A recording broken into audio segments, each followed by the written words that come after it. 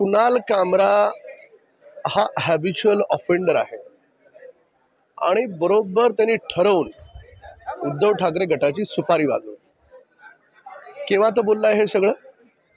ज्यावेळेस दिशा सालियन प्रकरण समोर आलं आणि ठाकरे परिवाराचं नाव त्याच्यात आलं त्यावेळेस बरोबर लोकांचं लक्ष विचलित करण्यासाठी हा विषय पुढे आला। ही ठाकरे गटाची कुणाल कामराला दिलेली ही क्लिअर कट सुपारी आहे।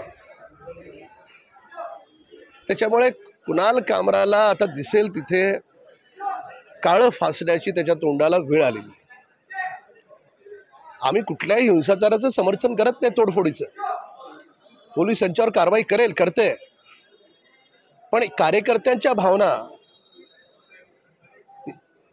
कुणी वाढवल्या?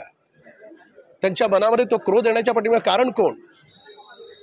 कुणाल कामरा आहे। तर त्याच्यामुळे त्याला इशाराही देण्याची वेळ आहे की महाराष्ट्राच्या भूमीत अशा प्रकारची नाटकं चालणार नाहीत। या अगोदर देखील अनेक मोठे मोठे देशातले नेते असतील, मोठे पत्रकार असतील, त्यांच्या बाबतीत देखील त्यांनी गैरवर्तन केले। तुला व्यंग करण्याचा अधिकार आहे त्याला, पण व्यंगाच्या नावाखाली अभद्र भाषेचा प्रयोग करेल, कोणाच्या हृदयाला जखम होईल, कोणाच्या भावना दुखावल्या जातील असं बोलेल तर त्याला अभिव्यक्ती स्वातंत्र्य बनत नाही। अरे हा यूबीटी वाल्यांना काय नैतिक अधिकार आहे? ज्यांनी मोठ्या पत्रकाराला तुरुंगात टाकलं, काय गुन्हा होता त्याचा, काय अपराध होता त्यांचा, हे सांगणार आम्हाला अभिव्यक्ती स्वातंत्र्य? हे डबल ढोल आहेत।